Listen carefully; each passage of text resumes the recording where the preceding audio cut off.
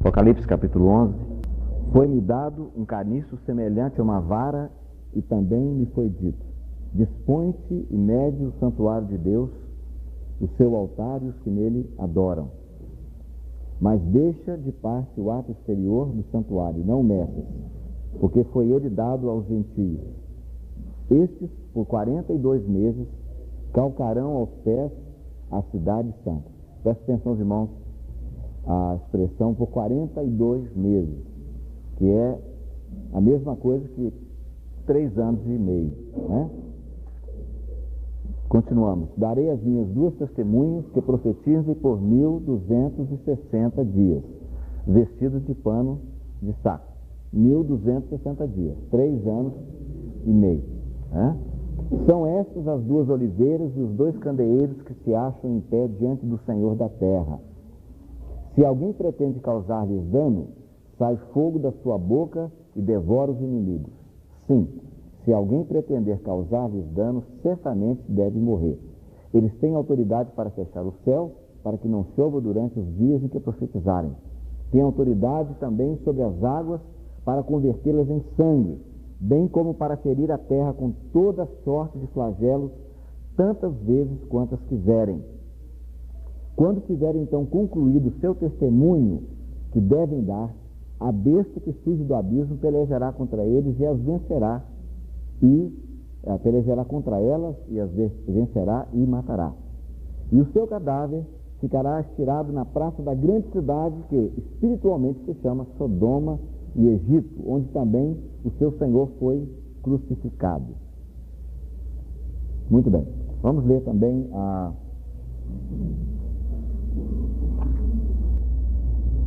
capítulo 13,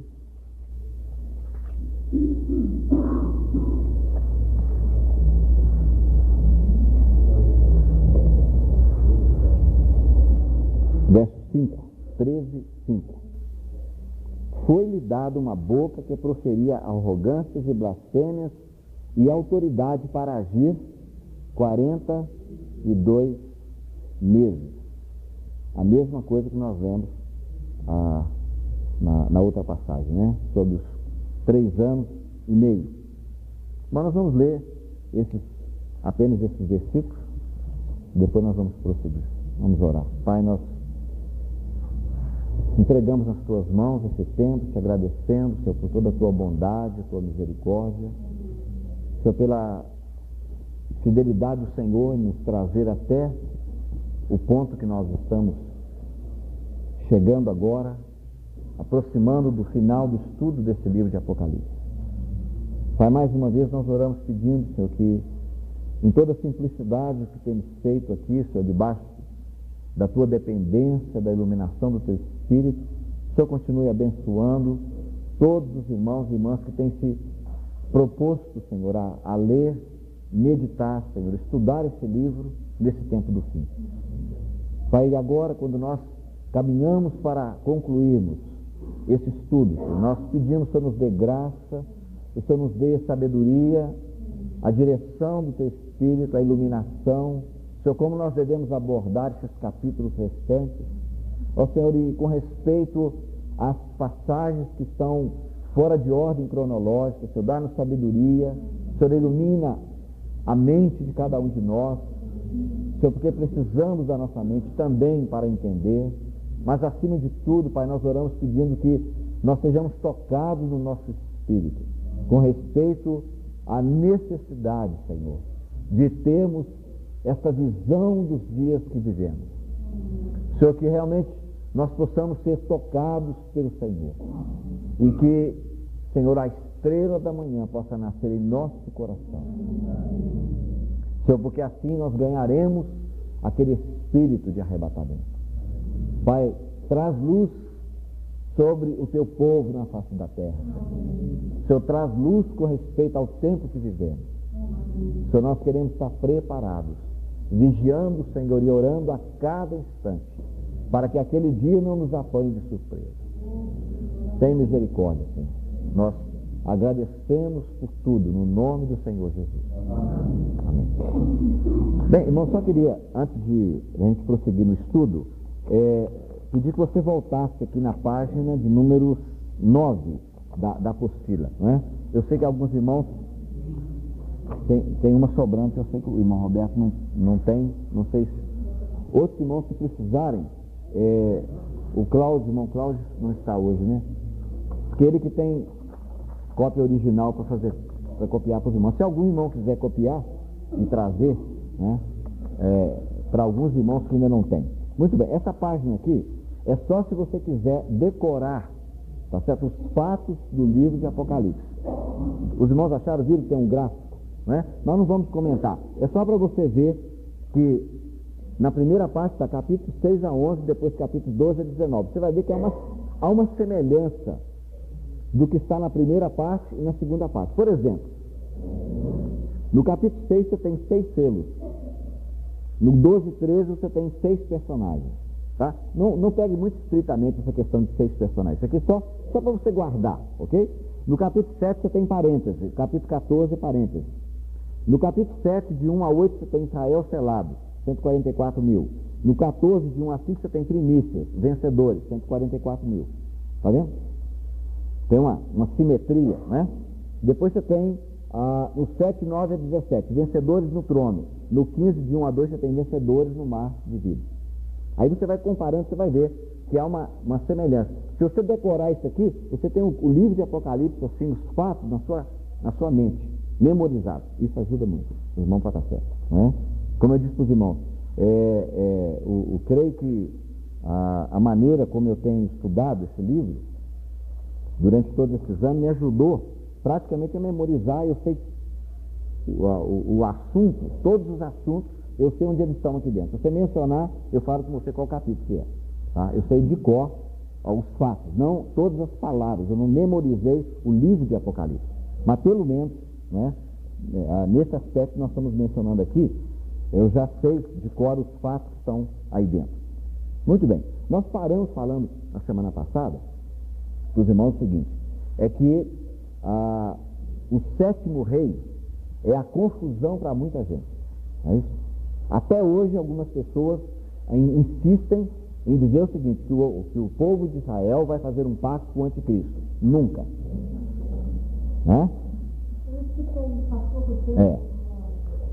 Isso de manhã, quando o pastor estava andando, não vai fazer, como nós vimos aqui, vai fazer um pacto com o 7º rei. Tá vendo? Porque as pessoas não pegaram. O capítulo 17 do Apocalipse é a chave. Não é? A besta tem 7 cabeças. 5 já passaram, quando João está descrevendo. Uma existe, tá vendo? Que é o 6º rei, que é o Domiciano. O 7º ainda não veio até hoje, não apareceu. Esse 7º, quando aparecer, é que o povo de Israel vai fazer uma aliança com ele. Só que esse 7º, quando vier, tem que durar pouco tempo, ou seja, 3 anos e meio. Tá vendo? Aí uma das cabeças vai ser morta, capítulo 13 de Apocalipse, e aí então, ao invés de voltar, essa pessoa voltar a viver com o mesmo espírito, só agora que vem um indivíduo que ele sobe do abismo. É o anjo do abismo, tá vendo? É o anticristo. E ele então vai subir. E aí a palavra de Deus diz, a besta que existe, né, que era e não é, mas que subirá do abismo, é ele também o 8º. Aí nós vimos aqui que não tem jeito de você ter 8 e 7, não tem matemática assim, do universo que aceita isso.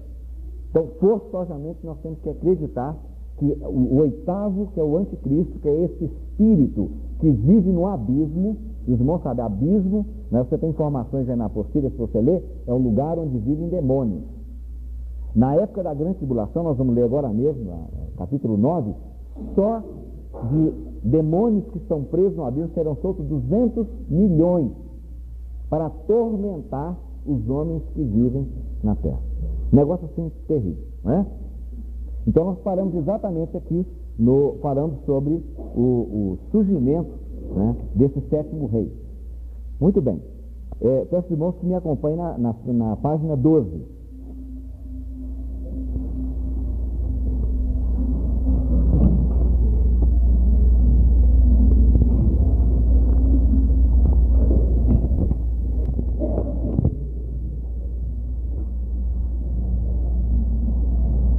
Então, nessa página 12, o que nós vamos ver aqui? Os irmãos, nós mencionamos o capítulo 7, de 1 a 8, fala dos 144 mil das 12 tribos de Israel.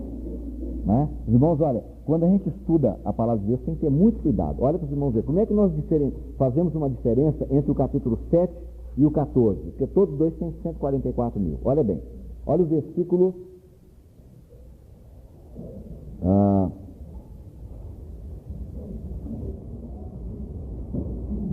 do capítulo 7, versículo 2. Vi outro anjo que subia do nascente do sol, tendo o selo do Deus vivo. Está vendo? Selo do Deus vivo. Então essa expressão está muito voltada para a nação de Israel. Agora, quando você vai para o capítulo 14, você vai descobrir também 144 mil, mas aqui é uma diferença, olha.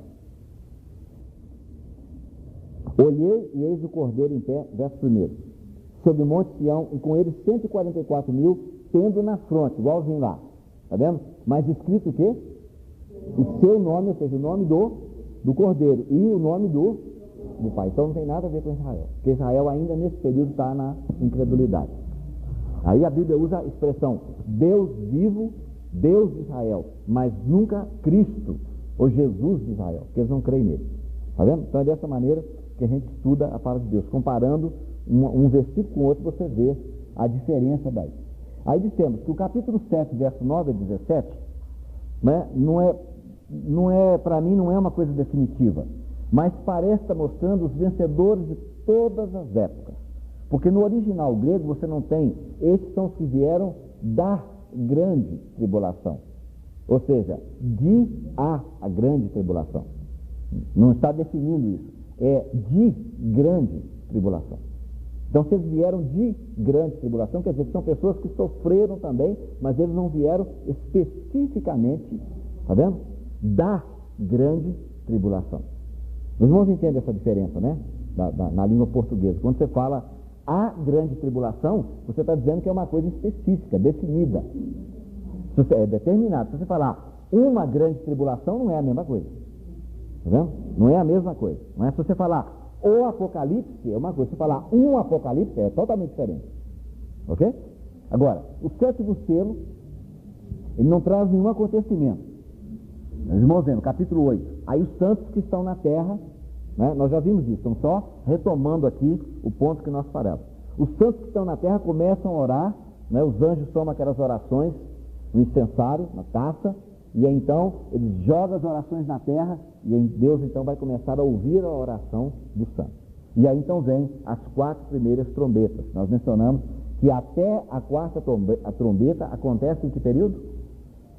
Os primeiros 3 anos e meio. Está vendo? Então, o que vai do capítulo 6, versículo 9, até a quarta trombeta, que é o finalzinho do capítulo 8, tudo isso está acontecendo nos primeiros 3 anos e meio, quando quem estará reinando e governando aqui é o 7º. Ok? Muito bem.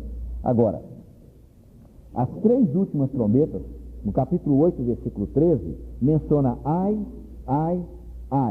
dizendo que são as 3 últimas trombetas. Ok. Aí viramos a página 13 e nós encontramos o quê? A grande tribulação. Né? Então vamos lá, antes de entrar no capítulo 9, vamos só ver aqui o seguinte. Eu disse para os irmãos que o difícil no livro de Apocalipse, né? E com isso eu estou dizendo para os irmãos, eu não quero de maneira nenhuma dar a entender que nós já temos todas as chaves do livro de Apocalipse, absolutamente, né? Alguma coisa, eu creio que o Senhor realmente permitiu que a gente visse, alguma coisa, mas tem muita coisa ainda obscura, que a gente não pode ser dogmático. Mas os irmãos vão ver que esses 1260 dias, 42 meses, um tempo, 2 tempos, metade de um tempo, né, falando sobre os 3 anos da grande tribulação, aparece em vários lugares. Está vendo? E aí você tem que juntar todos esses fatos e colocá-los dentro do período chamado da grande tribulação. Então o que nós estamos vendo aqui, olha, a grande tribulação vai durar 3 anos e meio, ou 42 meses. Se você dividir 42 meses pelos 12 meses, você vai encontrar 3 anos e meio, né? Esses 3,5 aí, os não sabem, né? 3,5, né? Aí, 42 meses Você dividindo por 12 dá isso. 1260 dias, você tem que lembrar que o mês profético na Bíblia é de 360 dias. Isso você encontra provas assim, inúmeras, de que Deus não conta 365 dias. Tá vendo? Muito bem. Então, o que vai acontecer durante o período da grande tribulação? Primeira coisa, está aí. Jerusalém será pisada pelos gentios. Porque no capítulo 11 diz que era para medir, né, o santuário e deixar o átrio. Porque aquela parte chamada o átrio vai ser pisado pelos gentios durante 42 meses ou 1260 dias. Não é? Segunda, as duas testemunhas, elas vão estar na terra durante 1260 dias. Ou seja, durante o período da grande tribulação. A carreira da besta do falso profeta nós já vimos no capítulo 13, que também é, não sei como menciona, se é 42 meses, né? 42, isso, 42 meses. E a pregação do evangelho eterno pelos anjos, no capítulo 14, versos 6 a 13, também acontece nesse período. E o que mais? A quinta e a sexta trombeta também acontece no período da grande tribulação. Então, todo esse bloco você viu: Jerusalém pisado pelos gentios, as duas testemunhas, carreira da besta, pregação do evangelho eterno, quinta e sexta trombeta. Tudo isso acontece dentro dos 3 anos e meio, chamada grande tribulação. Então, irmão, onde começa a grande tribulação? Então, o que vem logo em seguida, capítulo 9, com a quinta trombeta. Está claro para os irmãos isso aqui? Essa questão? Olha, como é que terminou o capítulo 8? Olha, o último versículo. Isso. Os irmãos já viram que algumas traduções só tem ai, ai. Esses são mais felizes que só tem 2 ai. As nossas traduções tem 3, quer dizer que nós, né, vamos sofrer mais. Para pelo menos os que tem 3 ai estão de acordo com a Bíblia verdadeira, né? O 2 ai não está certo, não. Nós já vimos que não tem jeito, tem que ser 3 mesmo. Né? Muito bem. Ai, ai, ai dos que moram na terra por causa das restantes vozes das trombetas dos 3 anjos que ainda têm de tocar. Aí toca a quinta trombeta. Quando chega no finalzinho, o que é que diz? Verso 12. O primeiro ai passou. Eis que depois dessas coisas vem ainda 2 ais, então ainda tem mais 2, quer dizer, não tem dúvida nenhuma para os irmãos que só tem na sua tradução ai, ai, são 3. Cada ai representando o quê? A quinta, a sexta e a sétima trombeta. Aí vamos descobrir que na sétima trombeta não acontece nada. Mas o que eu disse para os irmãos? A sétima trombeta, o que tem? As 7 taças são, tá vendo? Estão incluídas nela. Então veja bem, o 7º selo, quando foi aberto também, não aconteceu nada. Apareceram 7 anjos com as 7 trombetas. Então, enquanto a 7ª trombeta não for tocada, ainda o 7º selo não foi rompido ainda. Está vendo? E a 7ª trombeta, enquanto ela não acabar de ser tocada, enquanto a 7ª taça não for derramada, a 7ª trombeta ainda não terminou de tocar. Está vendo? Ela começou a tocar, mas como ela inclui as 7 taças, então ela ainda não terminou de tocar. Está vendo? Então é dessa maneira que nós vemos a ordem cronológica do livro de Apocalipse. 7 selos, 7 trombetas e 7 taças. Se você ler dessa maneira, você vê a ordem cronológica. Tira todo o restante e você vai ver claramente esse significado. Aí você tem que inserir os outros capítulos que são parentes. Muito bem, os irmãos estão lembrando, né? Então a grande tribulação começa no capítulo 9. O 5º anjo tocou a trombeta e vi uma estrela caída do céu. Por que caída, irmãos? Vamos ver se nós estamos lembrando. Nós já mencionamos isso aqui para trás, né? Porque ela já... Quando que ela caiu? Quando os vencedores foram arrebatados. Quando os vencedores, quando é isso? É entre o 4º e o 5º selo, se realmente for assim, tá? Não esqueça do se. E onde é que nós temos a descrição desse arrebatamento? No capítulo 12. O filho varão foi arrebatado. Ali, quando o filho varão subiu, aí teve guerra nos ares, Satanás foi lançado dos ares na terra. Então, por isso que diz, vi uma estrela caída. Agora, irmãos, olha, irmão Teodoro outro dia perguntou, queria que falasse sobre a questão dos anjos das igrejas, né? Então eu falei que não dava tempo da gente tocar nesse ponto. Mas eu tenho um escrito em casa, do irmão, não sei se do irmão Pember, ou um dos irmãos do século passado. E ele descreve, ele diz o seguinte: estrela no livro de Apocalipse sempre é anjo. Sempre é anjo.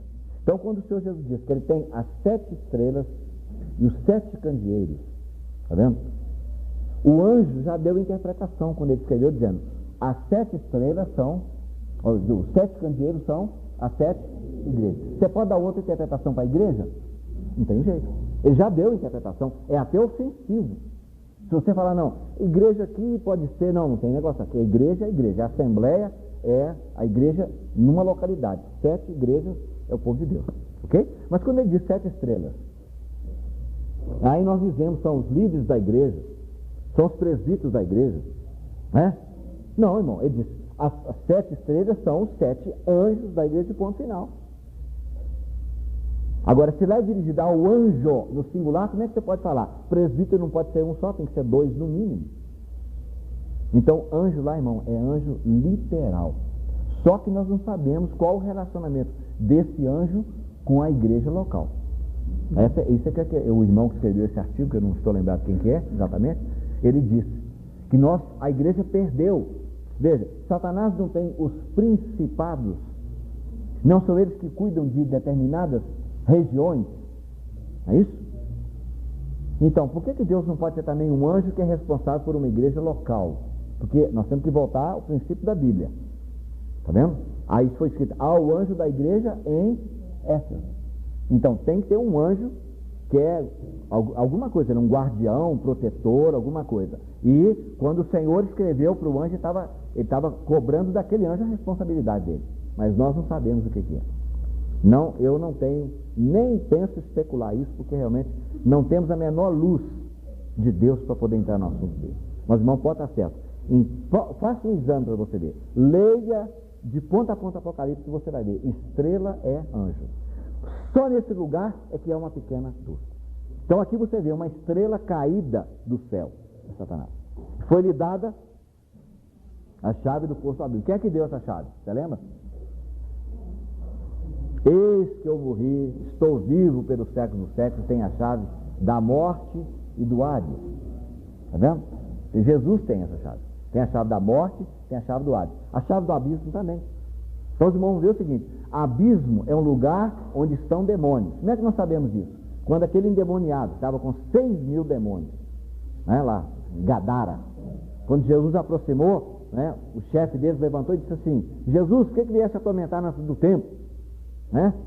E Lucas é o único que menciona essa expressão, dizendo assim: se nos manda sair, não nos mandes para o abismo. Quando eles mencionaram, não, porque viesse atormentar-nos antes do tempo, e mencionou o abismo, está claro que o abismo é um lugar de tormento. Esses demônios que estão lá são especialistas em sofrimento.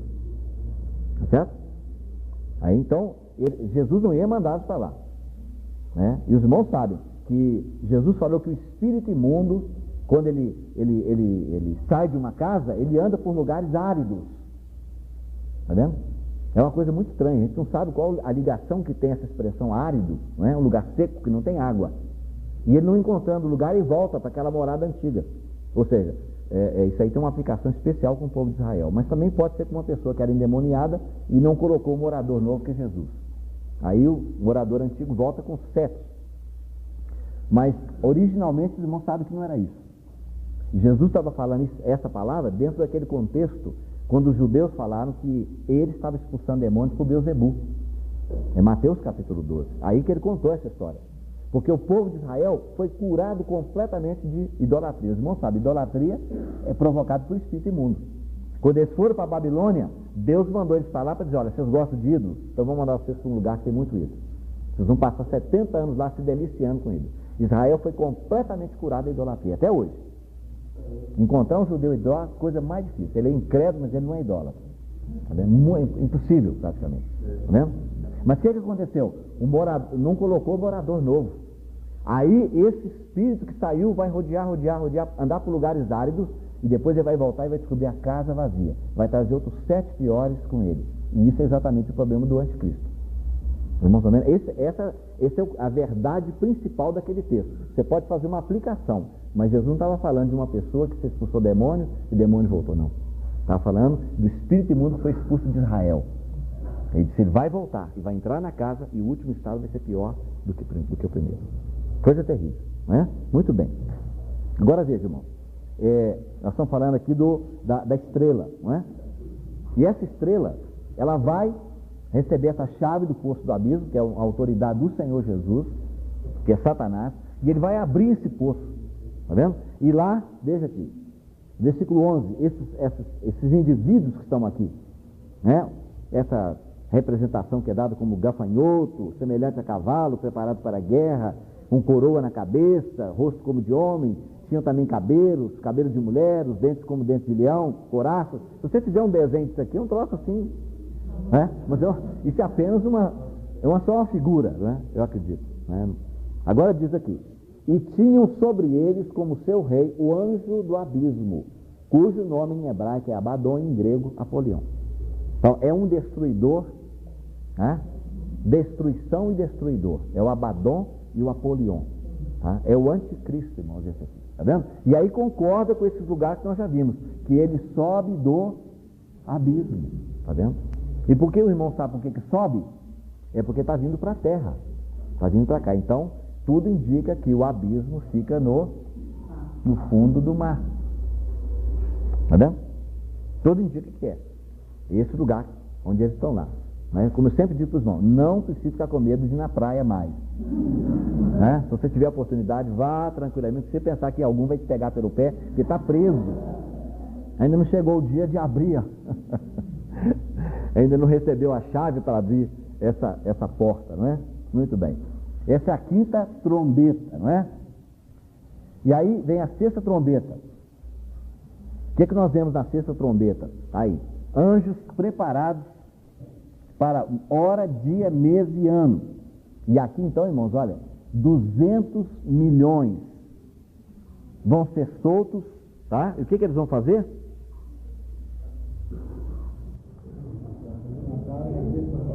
Isso, mas quem que eles vão matar? Olha aqui, essa parte, né? Versículo 15. Mas tem uma referência aqui interessante. O que é? Não, desculpe. É na quinta trombeta que diz o seguinte, o verso 4 diz: foi-lhes dito que não causassem dano à erva da terra, nem a qualquer coisa verde, nem a árvore alguma, e tão somente aos homens que não têm o quê? Selo de Deus sobre a fronte, está vendo? Então está relacionado que os judeus, quando foram selados, é que eles vão ser guardados e protegidos na época da grande tribulação. Não quer dizer que não vão morrer, tá certo? Não quer dizer que não vão morrer, porque muitos vão morrer, até cristãos que estarão na terra vão morrer. Mas aqui, na sexta trombeta, os irmãos veem que são realmente coisas terríveis que são mencionadas, né? Esse é o segundo ai, né? Aí então, grande tribulação. Conforme foi dito, a grande tribulação é mencionada no capítulo 9, quinta e sexta trombetas. No capítulo 11, Jerusalém é pisada e as duas testemunhas, né? Capítulo 13, a besta e o falso profeta. No capítulo 14, né, os anjos pregando o evangelho eterno nos ares. Tudo que é mencionado nessas passagens acontece durante o período de 3 anos e meio. Abismo. Não vou ler com os irmãos, porque você pode ler em casa, você vai ver claramente.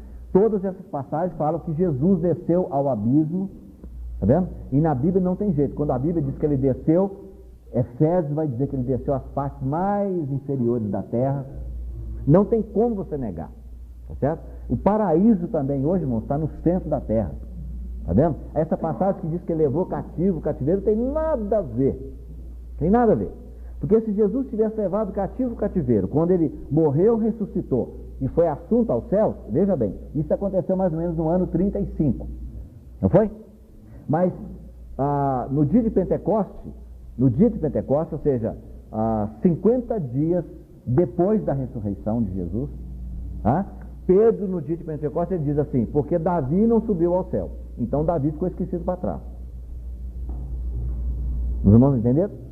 Porque quando ele levou cativo o cativeiro, ele pegou todos os salvos do Velho Testamento, que estavam mortos lá no paraíso, e transferiu o paraíso para o céu, então Davi foi esquecido para trás, porque Pedro está falando inspirado pelo Espírito Santo depois que aconteceu a ascensão de Jesus, depois que ele levou cativo o cativeiro. E ele diz: nós sabemos que a sepultura de Davi permanece até aqui. Irmão, uma sepultura fechada significa que não houve mudança. E Davi não subiu ao céu. É Atos capítulo 2. Tá vendo? Então, irmão, hoje no céu não tem nenhum salvo. Jesus está lá exatamente como Arão no capítulo 16 do livro de Levítico. Está ministrando durante esse período, ninguém pode estar lá a não ser ele, o Pai e os anjos. Todos têm que estar esperando do lado de fora. Esse do lado de fora é o paraíso. Está vendo? Abismo é lugar de demônio. Tártaro é lugar de anjos que pecaram na época do dilúvio. Né? O Hades é o lugar onde estão todos os mortos que partiram, e lá dentro desse lugar tem uma repartição chamada paraíso, que é onde estão aqueles que morreram em Cristo. Tá bom? Aí você pode ler esses versículos, você vai ficar esclarecido, né? Agora, irmãos, olha, sobre a besta. A besta tem dois sentidos. Veja, isso é importante a gente saber. Ela representa um império e também uma pessoa. Tá vendo? Apocalipse 13:1 faz referência à besta no primeiro aspecto, ou seja, ao império, quando diz: vi emergir do mar uma besta, ou seja, essa besta ela vem de quê? Do mar. O que significa? Vem das nações. Tá vendo? Então, isso é no sentido do império. Tá vendo? Do império. Aí continua dizendo assim: pois as 7 cabeças indicam os 7 césares, imperadores, os 7 reis de Apocalipse 17:10. E Apocalipse 13:3 menciona o 7º rei, e esta é a cabeça que será ferida de morte. Tá vendo? Então, você tem duas coisas. Você tem a besta como império, e você tem a besta como indivíduo. Tá certo? A besta como império inclui quantos? 7 reis. Tá vendo? E a besta como indivíduo, um só, que é o 8º. Não esqueça, é o 8º, não é o 7º, não. Tá? Os 10 reis nós já vimos aqui, né, no capítulo 17. São os 10 reis que, quando a besta surgir, aparecer, ou seja, o anticristo como pessoa, vão aparecer junto com ele, que alguns acham que é o mercado comum europeu. Tá? Alguns acham que é o mercado comum europeu que vai aparecer, não sabemos. Outros acham que é lá para o lado do Oriente, que é a coligação dos países árabes. Né? Não se sabe ao certo ainda. Ouro, prata, ferro. Isso.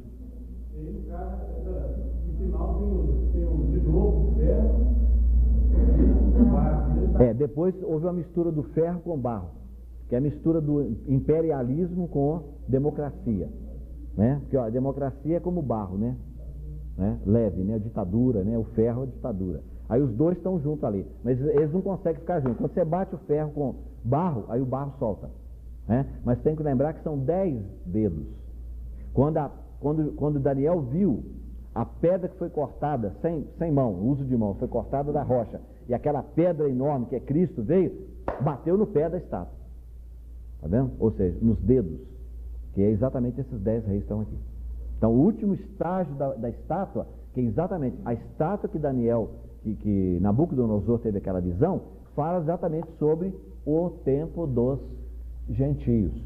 Começa com o Império de Babilônia, termina exatamente com Roma. Só que quando você para nos pés, né, então é de ferro e em parte de barro, porque houve realmente essa mudança, né, na história da humanidade, de ditadura, imperialismo e o barro, né, a democracia. Mas nós estamos caminhando agora para os 10 dedos. Tá vendo? E aí você vai ver o seguinte, que essa estátua ela está em pé ainda. Ela está existindo. Só quando a pedra vier e bater naqueles 10 dedos que representam essa coligação dos 10 reis, aí a estátua vai entrar em colapso. E a pedra, o que ela faz? Ela enche toda a terra. É isso? Ela cresce e vira uma grande montanha que enche toda a terra, que é o reinado de Cristo. Né? Ok. Viramos aí a página 14.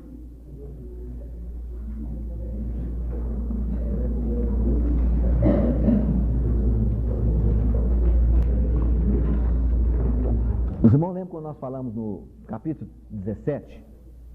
Tem uma besta e tem uma mulher montada por cima, não é isso? É uma mulher sentada em cima dela, né?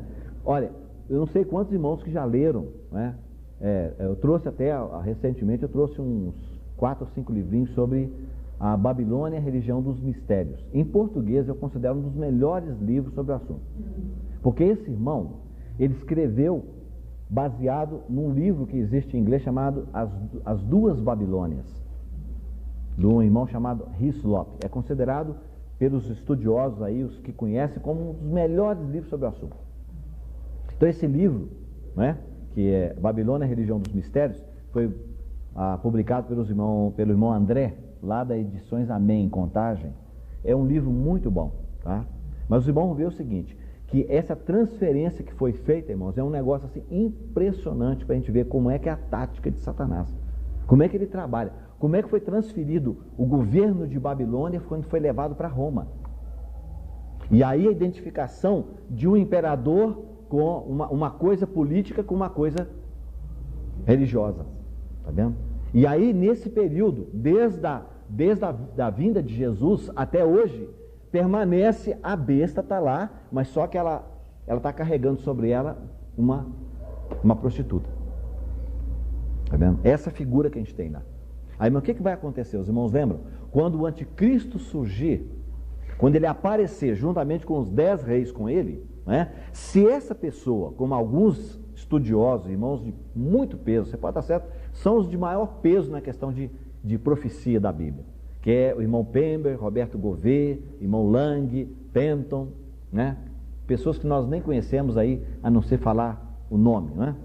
Quase não tem escrito sobre ele, tudo esgotado, né, desses irmãos, mas todos eles creem que esse indivíduo aqui é Nero. Todos eles creem, né? O irmão Witness Lee também cria, né? Tá? Ele mencionou isso. O Watchman também, no livro dele sobre Apocalipse, todos eles creem dessa maneira.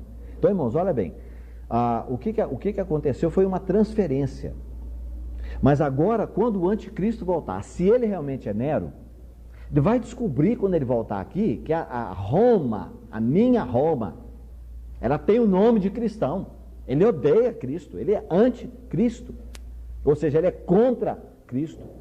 E aí, capítulo 17, no finalzinho diz que ele vai queimar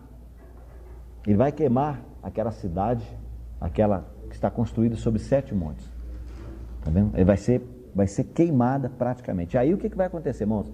Aí o centro vai voltar novamente de Roma para Babilônia, tá vendo? E essa Babilônia que já está sendo reedificada pelo Saddam Hussein. Quem é que já viu um livro sobre Babilônia que saiu aí? Tem uma capa muito bonita, uma capa, um desenho, uma capa muito chique, caríssima até, em alto relevo, né? Se você procurar na livraria, não é difícil de encontrar, não. Lá ele vai te mostrar a construção que o Saddam Hussein está fazendo, tá vendo? É nesse lugar que vai ser novamente o trono, vai voltar para lá. Os irmãos sabem onde é que está a profecia? Zacarias, vamos ver. No Velho Testamento, antes do Malaquias, Zacarias 5.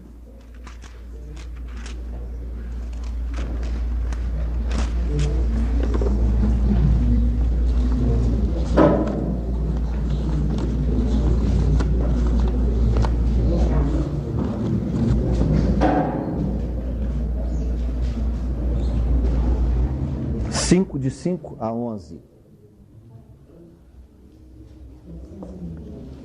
Saiu o anjo que falava comigo e me disse: levanta agora os olhos e vê, que é isto que sai? Eu perguntei: que é isto? E ele me respondeu: é um efa que sai. Disse ainda: isto é a iniquidade em toda a terra. Olha, irmãos, a linguagem, tá vendo? A iniquidade em toda a terra. Eis que foi levantada a tampa de chumbo e uma mulher estava sentada dentro do efa. Efa, os irmãos sabem, é uma medida, se não me engano, de 40 litros, né, se eu não estou enganado. Prosseguiu o anjo: isto é a impiedade, e a lançou para o fundo do efa, sobre cuja boca pôs o peso de chumbo. O irmão sabe, chumbo, a figura na Bíblia sempre do chumbo é pecado. Por quê? Porque o chumbo, ele sempre puxa para o fundo, né? Sempre dá essa ideia de descer de profundidade. Levantei os olhos e vi, e eis que saíram 2 mulheres. Havia vento em suas asas, que eram como de cegonha. E levantaram o efa, aquela medida, tá vendo? Onde tinha uma mulher lá dentro, entre o céu, a terra e o céu. E então perguntei ao anjo que falava comigo: para onde levam elas o efa? Respondeu-me: para edificarem aquela mulher uma casa na terra de Sinear. E estando esta acabada, ela será posta ali em seu próprio lugar. Vamos mostrar, planície de Sinear, só você ler Gênesis capítulo 11, onde foi edificada a torre de Babel. Tá vendo? É na planície de Sinear. Tá vendo? Então isso aí, irmão, isso vai se cumprir nessa ocasião. Ou seja, quando o anticristo for reinar, ele vai voltar novamente o trono dele, tá? Depois de queimar, né, a prostituta do capítulo, que está lá no capítulo 17. Ele vai voltar para a terra de Sinear, para a Babilônia, e naquela planície, exatamente a cidade que o Nabucodonosor edificou e onde ele colocou o nome dele, nos tijolinhos. Ele está fazendo isso hoje lá, só que tem muito mais nome Saddam Hussein do que Nabucodonosor. Ou seja, a distância que os nomes aparecem é menor. Vamos dizer, se o outro colocava de cada 10 em 10 tijolinhos, ele está colocando de 5 em 5. Então os irmãos estão vendo? Tem gente que olha para essas pessoas e diz: o Saddam Hussein é o anticristo. Não, irmão, anticristo vem do abismo. Agora, todas essas pessoas são contribuintes. Está vendo? São contribuintes. Todos eles cooperam para que isso chegue lá. Os irmãos sabem, é muito interessante quando você, por exemplo, algarismo romanos. Quais são as letras que formam algarismos romanos? Não, vamos pela ordem. X, L, C, M, tá? Veja bem, se você pegar isso, 1, 2, 3, 4, 5, não. Tem o D. Não, irmão, só um minuto. Não, então tá aqui 5, 10. O L 50. Então, o que nós vamos fazer aqui? 1, aqui 5, 10. O C. Ok. Então tá, o D 500. Aí depois tem esse aqui eu vou mostrar para os irmãos que realmente não existe. Não sabe por quê? Soma esse aqui. Soma esse aqui. Soma esse aqui. Dá quanto? Agora, onde é que arranjaram o M? O D assim e outro D assim, olha lá. O irmão entendeu? Deixa eu fazer um desenho aqui, ó.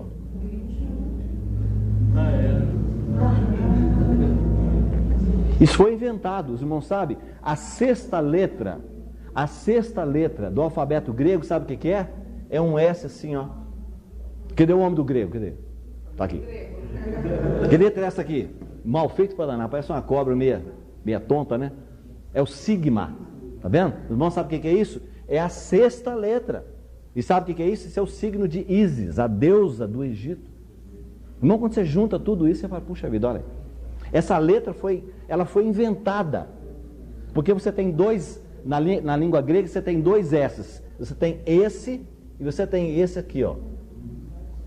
Ô, Teodoro, tá certo aqui, ó? Dá uma aprovação aqui, senão o pessoal não acredita, né? É o sigma, não, esse aqui, ó. Tá vendo? Um você usa no meio da frase, o outro você usa só no fim da frase, né? Por exemplo, se você escrever Christos, ó, é assim, ó, tá vendo? Esse é Cris, é um S, e aqui também é um S. Então um é usado no meio da frase, o outro só no final. Esse aqui foi inventado, assim como o M aqui, ó. Então, irmão, se na cadeira do Papa está escrito Vicarius Filii Dei, você tem essas letras todinha lá, em algarismos romanos, dá 666, mas ele não é anticristo, ele é um contribuinte. Tá vendo? Porque ele não vem do abismo. Agora preste bem atenção, os irmãos, olha, quando nós falamos dessa, nós estamos falando em termos genéricos, viu? Quando você fala o Papa, tá? É o sistema papal, ok? Você não pode pegar o indivíduo não, tá? Porque senão você vai dizer o seguinte: a Igreja Católica é Babilônia. Não, aí você tem que lembrar que o sistema, tá? O que foi criado, porque, irmão, não dá para você acreditar, não dá. Quando você vê essas pessoas, a idolatria no Brasil, quando você vê aquelas pessoas carregando um santinho desse tamanhozinho, tudo girando em torno daquela coisa de barro, aquela coisinha, realmente é uma cegueira que não tem medida. É uma cegueira que não tem medida, tá vendo? Mas graças, porque os nossos olhos foram abertos, porque nós todos somos iguais. Então Deus abriu os nossos olhos, tá vendo? A misericórdia de Deus que abriu os nossos olhos, tá vendo? Mas quantos coitadinhos estão ali totalmente enganados, não é? Aquela fé cega, morta, que não tem valor nenhum para Deus, porque tem que nascer de novo para ter fé verdadeira. Está dizendo? Meu irmão, você não pode falar dos indivíduos, das pessoas. Assim como esse que nós cantamos aqui agora: se eu tivesse 1000 corações para te dar, Senhor, é de uma católica. Quando você lê os escritos de Madame Guyon, você tem que ter cuidado quando você lê, porque ela era mística e ela tem muita coisa, mas você não encontra um lugar que ela disse que você deve adorar a Virgem Maria, se dobrar diante da Virgem. Não tem. Está vendo? Por causa dessas coisas, ela foi aprisionada, foi presa, ficou presa 10 anos numa prisão católica. Ela deu a vida pelo Senhor. Então você vê que nem sempre você dizer é católico e ponto final. Não. Devemos ter cuidado.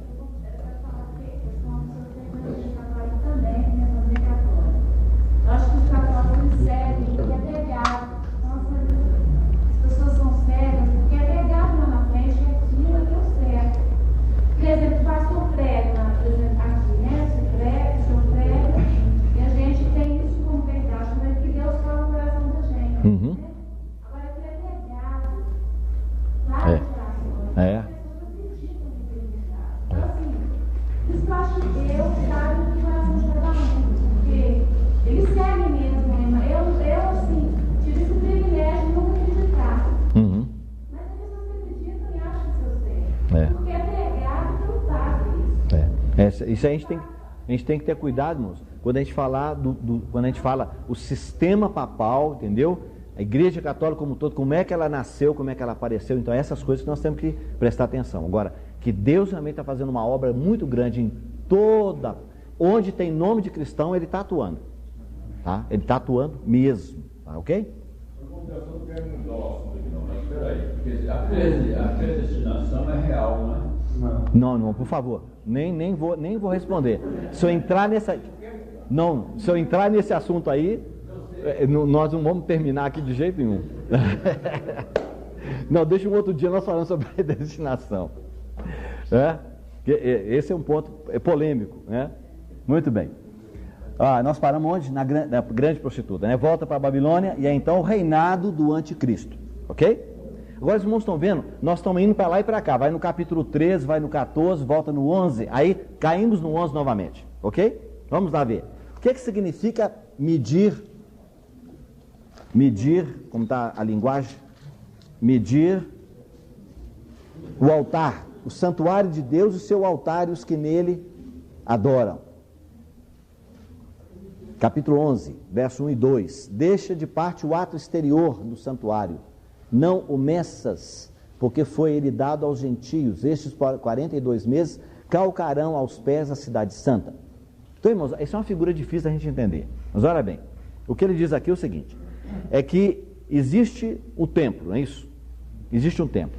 No templo você tem um lugar especial que é chamado de Naós, que é o Santo dos Santos. Está vendo? Quando Jesus destruiu esse santuário, ele usou essa palavra aqui, ó.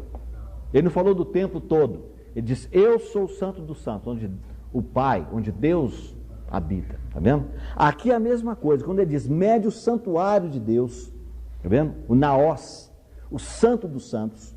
E os irmãos sabem, na linguagem do Novo Testamento você não tem mais lugar santo e lugar santíssimo. Não é verdade?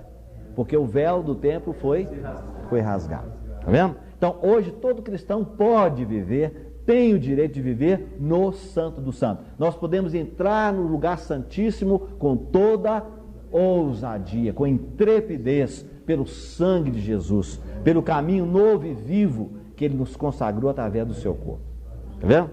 Então, por isso aqui não menciona o lugar santo, menciona apenas o santo do santo. E mexe também o altar. Quando Deus mede, significa que Ele está fazendo o quê? Ele disse, aqui não pode tocar, isso aqui é minha propriedade. Assim como Ele sela, também você não pode tocar. Mas Ele diz, deixa de parte o átrio exterior. Está vendo? O átrio exterior do santuário. E não meças, porque ele foi dado aos gentios. Estes por 42 meses calcarão aos pés a cidade santa. Olha, deixa de parte, ou deixa de fora o átrio exterior. Os gentios, foi dado a eles esse átrio exterior. E eles por 42 meses não vão pisar o átrio, mas vão pisar o quê? Cidade santa. O que é cidade santa, irmãos? Jerusalém. Jerusalém, se ela é a cidade santa aqui, ela é também o quê? O átrio. Não é isso que está escrito aqui? Deixa o átrio. Porque o átrio foi dado o quê? Aos gentios, para eles pisarem durante 42 meses. Esse átrio está dizendo aqui, é a cidade santa. Ou seja, toda Jerusalém é considerada por Deus, naquela situação está ali, apenas como átrio exterior. É isso, irmão? Tá? Né? Mas aí, do irmão Witness Lee, eu sei porque eu estou lembrado que eu li, né? Aí se o irmão Witness Lee falou, você pode aceitar tranquilo. Tem mais autoridade, né? Só brincadeirinha, viu?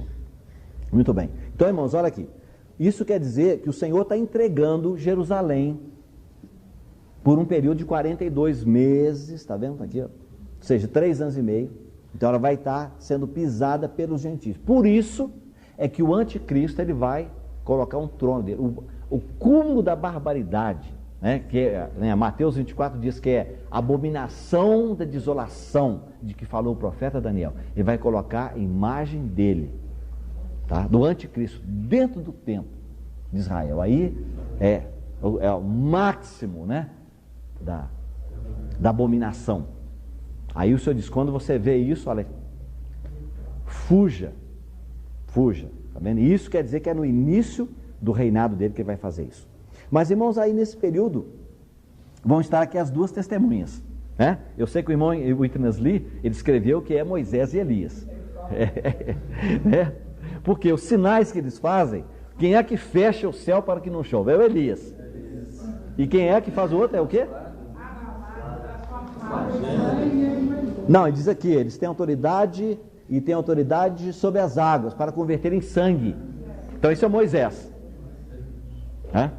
Ok. Então, irmão, veja bem, só tem um problema, é que Moisés morreu. Tá vendo? E aqui ele vai voltar e depois tem que morrer outra vez. Então alguns acham o seguinte, se realmente é Elias, a outra pessoa não deve ser Moisés, deve ser o Enoque, porque está ordenado aos homens morrer uma vez, vindo depois disso o juízo. Não, sim, eu digo, mas ele já morreu, e aqui ele vai morrer de novo. E está ordenado aos homens morrer uma vez. Agora, irmão, se é o Elias que foi arrebatado, e principalmente o Enoque, porque andou com Deus, então eu pergunto para vocês, será que nós que queremos ser arrebatados não corremos um risco depois de ter que morrer também? Então nós queremos ser arrebatados para não passar pela morte. Olha, irmão, eu acho que ninguém pode saber. Ninguém pode saber. Tá certo? Agora só tem uma coisa interessante. Quem são essas duas testemunhas? Veja, verso 4. São as duas oliveiras, tá vendo? E os dois candeeiros que se acham em pé diante do Senhor da terra, tá vendo? Se permanece naquela posição de autoridade, de comunhão, de representação do Senhor de toda a terra, tá vendo? Eles estão aqui agora. Se eles são duas oliveiras, o que eles produzem? Azeite, tá vendo? Então, irmãos, isso aqui está mostrando o seguinte, que essas testemunhas vão profetizar quanto tempo?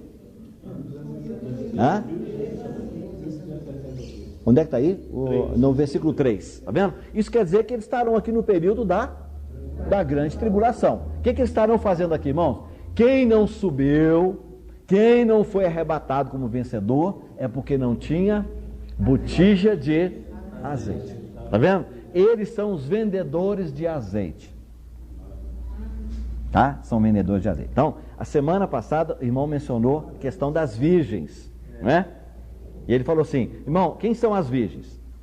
Nos representam, por exemplo, 5 virgens prudentes e 5 imprudentes. Aí, se todas as 10 dormiram, no Novo Testamento você só tem 2 sentidos para dormir: ou cair espiritualmente, ou dormir em Cristo como crente, como salvo, como cristão. Se as 10 dormiram e é cair espiritualmente, então não tem virgem prudente, porque todas as 10 caíram espiritualmente. Né? Então só sobra uma opção, é que elas realmente dormiram o sono do crente, morreram em Cristo, esperaram, né? As prudentes esperaram com a lâmpada acesa, queimando o testemunho invisível, mas também com uma reserva de botija na botija, tá vendo? Que ninguém conhece a não ser elas, que se houvesse necessidade, elas teriam mais azeite para poder, mas as imprudentes só tinham o azeite da lâmpada. Irmão, sabe o que significa isso? É o tipo de vida que nós geralmente vivemos. Nós só temos uma vida espiritual para viver, para gastar aqui no momento. Se entrar uma situação no país, Deus nos livre, de comunismo, tá vendo? Onde você vai ser proibido de ter reunião, de ter culto, e você vai ter que ler a Bíblia sozinho, você não tem mais ajuda dos irmãos, você não pode mais ligar e telefonar, aí você vai ver que o seu azeite não dá. O que você tem na lâmpada, aquela lâmpada que você pregava para todo mundo e mostrava para todo mundo, não dá para viver. Tá vendo? Então, muito bem, irmãos. Lá, o que aconteceu? Quando o Senhor Jesus veio, não é? Quando as virgens disseram para as outras: dai-nos do vosso azeite. Elas disseram: não, de jeito nenhum, para que não falte a nós e a vós. Ou seja, questão do Espírito Santo na vida do cristão, ninguém pode passar para o outro. Jesus você pode dar para os outros, você pode pregar, mas o Espírito Santo não. O Espírito Santo é individual, tá vendo? Aí as virgens prudentes disseram: ide e comprai dos que o vendem. Tá vendo? Agora só tem uma coisa, é que esses aqui estão vendendo para pessoas vivas, e as virgens são pessoas que morreram. Tá vendo? E aí naquele momento que elas saíram para comprar, que elas voltaram, provavelmente não conseguiram, né? E chegaram e bateram na porta, e a porta estava fechada, a porta das bodas. Tá vendo? E elas não puderam entrar. Quer dizer, elas não vão entrar para o reino. Não podem participar do reino. A pergunta que eu estava fazendo é onde essas virgens vão ficar? Ah, sim. Elas não vão participar do reino, então eu queria saber se elas, as virgens estão rebatadas como vencedoras. Toda vez que nós tocamos nesse assunto, claro, a pessoa tem que saber onde que é. Agora, irmãos, olha, nós temos um outro lugar que menciona. Nas virgens eu creio que não tem para onde que elas vão. Só diz o seguinte: não vos conheço. Aí alguém diz o seguinte: olha, se o Senhor Jesus disse que não vos conheço, então elas não são salvas. Não, irmão, ele usou o verbo roidar, não é? Roidar. Estou escrevendo aqui porque se estiver errado o homem está ali de olho, está me olhando lá, né? Ele fala: irmão Deus, está faltando negócio aí, tá? Roidar. Tá vendo? Isso aqui é o R, viu, irmãos, do grego, assim como o H do inglês, né? Quando você tem essa bolinha, essa vírgula ao contrário, ela funciona como R, né, no grego. Muito bem. Só quando Jesus falou com elas: não vos conheço, ele usou a palavra roidar. Essa palavra que João Batista disse: eu não conhecia Jesus, e era primo de primeiro grau. Tá vendo? Ou seja, ele não conhecia quem? Ele não sabia que o Jesus de Nazaré, primo de primeiro grau dele, era o Messias de Israel. Não está vendo? Irmão, olha, essa palavra conhecer e saber, ela está cheia, né? Abundante na primeira epístola de João. João escreveu na epístola dele muitas vezes. Alguns lugares é gnosco, outros lugares é roidá. Está vendo? É o conhecimento que você adquire pelo estudo, né? O outro é o conhecimento revelado, interior, provado. Esse é o roidá. Então Jesus naquele momento disse: olha, nesse momento eu não vos conheço. Está vendo? Então, irmãos, o que significam? As virgens, elas acordaram ao mesmo tempo, né? Então, para o irmão Otmani, e creio que o irmão Transli também seguia essa linha, o irmão Christian também queria dessa maneira, e outros irmãos, é que elas ressuscitaram. Se dormir significa que morreram, quando elas acordaram, ressuscitaram. Aí diz que elas ressuscitaram do jeito que elas estavam. Quem tinha a lâmpada e a botija, ressuscitou com lâmpada e com botija. E quem dormiu, só tinha lâmpada e não tinha botija, ressuscita também do mesmo jeito. Então, irmão, não caia nessa mentira de Satanás dizendo: minha vida está muito mal, eu vou pôr fim à minha vida, eu estou querendo morrer mesmo. Não faça isso não, que você vai morrer, vai ficar do mesmo jeito. A filosofia de que você morrendo, você melhora, é filosofia grega. Tá? Que o mal está na matéria, esse corpo está me fazendo mal, esse corpo que me atrapalha. Não creia nisso, porque se a morte pudesse nos santificar, então ele é maior do que o Espírito Santo. Porque se o Espírito Santo não consegue nos santificar através dele e da palavra, como é que a morte vai nos transformar? Está vendo? Agora, irmão, eu não sei se é isso, mas a palavra de Deus diz o seguinte: aquele que em vós começou a boa obra, ele vai aperfeiçoá-la até o dia de Jesus Cristo. Está vendo? Então tudo indica que essas virgens, elas podem ter recebido uma oportunidade de comprar o azeite. Veja bem, isso não tem nada a ver com salvação nem com purgatório, bem lembrado. Nem com salvação nem com purgatório, porque elas já são salvas. A questão aqui não é da lâmpada, é da reserva, da botija de azeite. Está vendo? Então, irmãos, tudo indica que a coisa é dessa maneira. As duas testemunhas estarão aqui pela misericórdia de Deus. Para quê? Para dar azeite, porque são duas oliveiras para sustentar, ajudar os cristãos que estarão aqui na face da terra durante os 3 anos e meio da grande tribulação. Ok? Muito bem. Nesse período, o que vai acontecer, irmãos? Quem vai pregar o evangelho nessa época são anjos. Veja que está aí no capítulo 14. Joel, 2 minutos mais ou menos. Está quase. 2 minutos mais. Olha aqui, irmãos. Verso 6.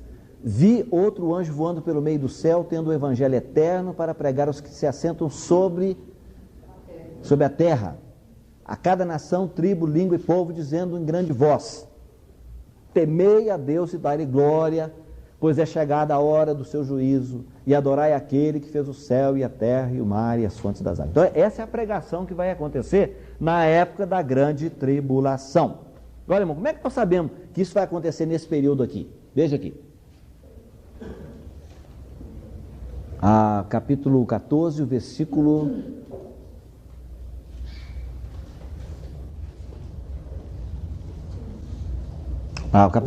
verso 9. Seguiu-se a estes outro anjo, o terceiro, dizendo em grande voz: se alguém adora tá vendo? Adora a besta, a sua imagem, e recebe a sua marca na fronte ou sobre a mão. Então ele associou a pregação do evangelho aqui, tá vendo? Ao mesmo tempo com receber a marca da besta. Tá vendo? Tá vendo? Como é que essas pessoas vão provar? Tá vendo? Como é que essas pessoas da terra vão provar que eles querem temer a Deus, querem dar glória a Deus, que eles temem o nome dele? Então ele diz, eles vão proteger, tá vendo? Vão proteger os judeus e os cristãos que estarão aqui na terra. E isso é a parábola que Jesus contou dos bodes e das ovelhas, que nós não temos tempo para verificar agora, o nosso tempo já está esgotando, ok? Nós vamos encerrar a nossa comunhão, não é? Falando exatamente sobre o evangelho eterno na página 14.